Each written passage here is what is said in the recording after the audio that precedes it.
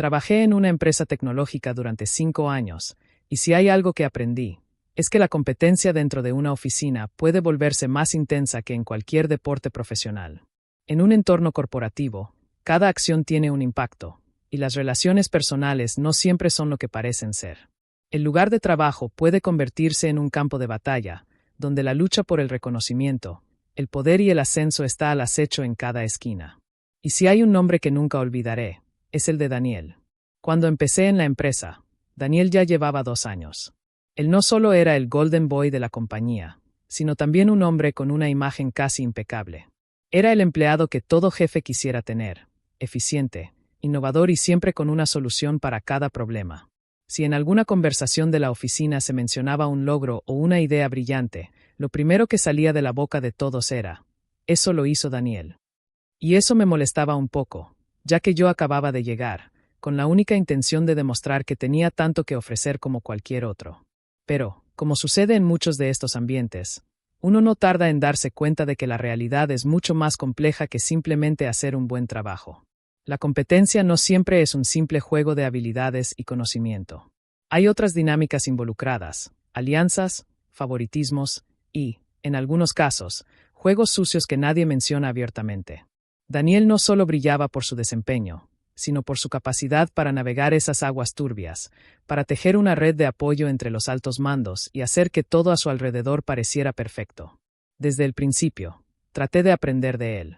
Observaba cómo gestionaba sus proyectos, cómo se relacionaba con los directivos, cómo lograba imponer su punto de vista en las reuniones. Quería entender qué lo hacía especial. Pensé que su éxito era simplemente el resultado de su habilidad para ejecutar, pero me estaba olvidando de algo esencial. Él tenía algo más, algo que pocos en la empresa podían ver, algo que lo hacía casi intocable. Al principio, traté de seguir su ejemplo. Traté de ser más eficiente, más proactivo, más estratégico. Pero algo no encajaba. No era solo su talento lo que lo había colocado en esa posición. Había algo más, algo menos visible, pero más peligroso. Había comenzado a entender que Daniel no estaba dispuesto a compartir su trono con nadie. Cuando vio que yo tenía ambición, que me esforzaba por hacerme notar, comenzó lo que pronto se convertiría en una guerra silenciosa. Las primeras señales fueron pequeñas, casi imperceptibles. Correos electrónicos que, por accidente, omitían información crucial para mi trabajo. Proyectos en los que mi equipo estaba involucrado, pero en los que misteriosamente no me incluían. Comentarios pasivo-agresivos en reuniones, donde se insinuaba que mi falta de experiencia podía ser un obstáculo para el éxito del equipo.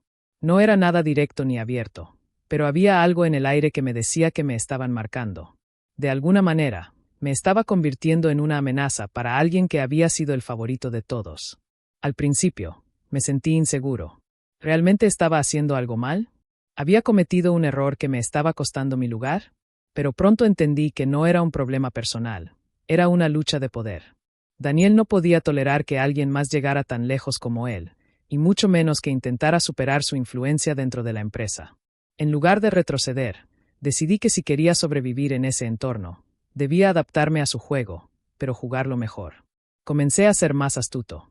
Empecé a construir relaciones estratégicas con otros departamentos, a hacerme notar de manera inteligente sin parecer demasiado ambicioso. Observaba sus movimientos, aprendía de sus tácticas y, lo más importante, me aseguraba de que mi trabajo hablara por sí solo. No dejaría que me desbancara tan fácilmente. Pero mientras más tiempo pasaba, más clara se volvía la naturaleza de nuestra rivalidad. No solo competíamos por proyectos o por el favor de los directivos.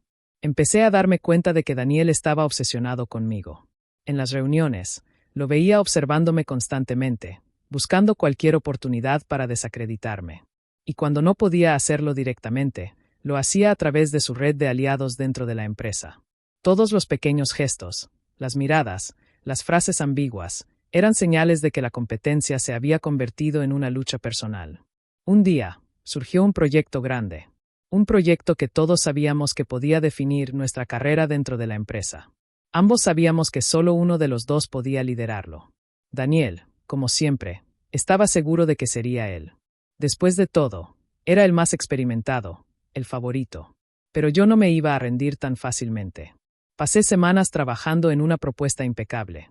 No solo me aseguré de que fuera sólida en términos de contenido, sino que anticipé cada pregunta o duda que los directivos pudieran tener. Hice mi tarea a fondo. Pasé noches enteras sin dormir, perfeccionando cada detalle, asegurándome de que la propuesta fuera tan atractiva como funcional. Lo hice todo con un solo objetivo: ganar ese proyecto y demostrar que podía hacer todo lo que él hacía, y mucho mejor. La fecha de presentación llegó y, mientras Daniel se veía confiado, yo sentía una mezcla de nervios y emoción. Sabía que estaba listo, que había hecho todo lo posible para preparar la mejor propuesta posible. Y cuando finalmente se hicieron los anuncios, mi nombre fue el que resonó en la sala. Me eligieron para liderar el proyecto. Esa fue la primera grieta en la confianza de Daniel. Aunque trató de ocultarlo, pude ver en sus ojos que algo había cambiado. A partir de ahí, la batalla se intensificó. Empezó a sabotearme de formas más directas. Cualquier pequeño error en el proyecto era amplificado. Cualquier retraso era utilizado como prueba de mi incapacidad para liderar un equipo. Ya no intentaba ser sutil. Ahora, se veía claramente que su único propósito era hacerme fallar. Lo que no sabía Daniel era que yo estaba preparado. No solo para los desafíos del proyecto, sino también para sus ataques. Mi equipo y yo trabajamos incansablemente. No dejaba nada al azar. Revisaba cada documento, cada detalle, cada decisión.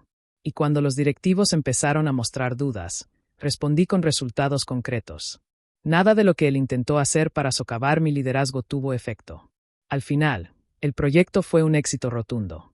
No solo cumplimos con los plazos, sino que lo hicimos de manera brillante. El impacto fue inmediato.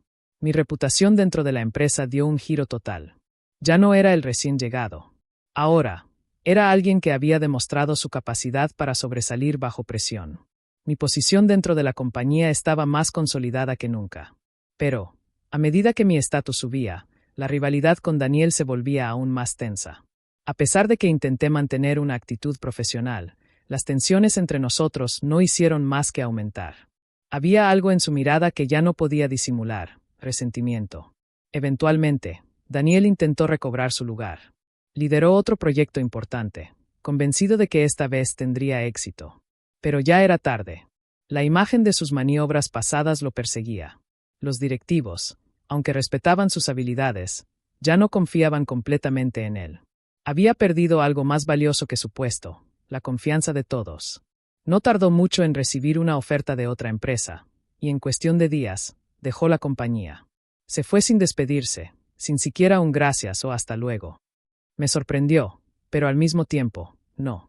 Sabía que el ciclo que él había comenzado se había cerrado. Tras su salida, la atmósfera en la oficina cambió. El aire parecía menos cargado, menos tenso. Ya no había esa presión constante de estar observando cada movimiento. Podía respirar con más libertad, aunque sabía que las dinámicas de poder nunca desaparecen del todo. Pronto, fui ascendido.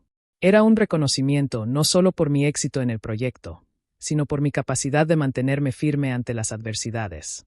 Pero, al mismo tiempo, me di cuenta de algo importante. En la vida corporativa, los retos nunca se acaban. Siempre hay nuevos jugadores, nuevas amenazas, nuevas dinámicas que seguirán surgiendo. A medida que pasaban los meses y los años, aprendí a navegar con más astucia en este mar de competencia constante. Algunos de mis nuevos colegas usaban tácticas similares a las de Daniel, pero otros lo hacían de una forma más sutil.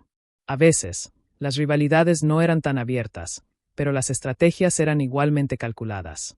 Lo que aprendí es que no importa cuántos años pasen, siempre habrá personas dispuestas a competir de una manera desleal. Pero lo que realmente importa es cómo te enfrentas a esas personas. Ya no era el mismo novato que había llegado a la empresa. Ahora, sabía cómo detectar a los jugadores peligrosos y cómo lidiar con ellos sin perder mi integridad. La lección más importante que aprendí fue que el éxito no solo depende de ser el más brillante o el más competente. También depende de ser estratégico, de elegir las batallas adecuadas, de saber cuándo avanzar y cuándo esperar. La verdadera victoria no siempre se trata de aplastar a la competencia, sino de sobresalir sin perder lo que realmente te hace quien eres.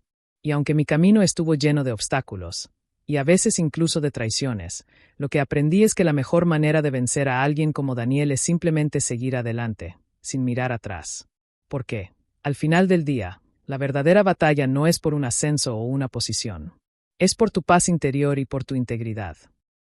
Si te ha atrapado esta historia y quieres seguir descubriendo más relatos impactantes, no olvides darle like, compartirlo con tus amigos y suscribirte al canal.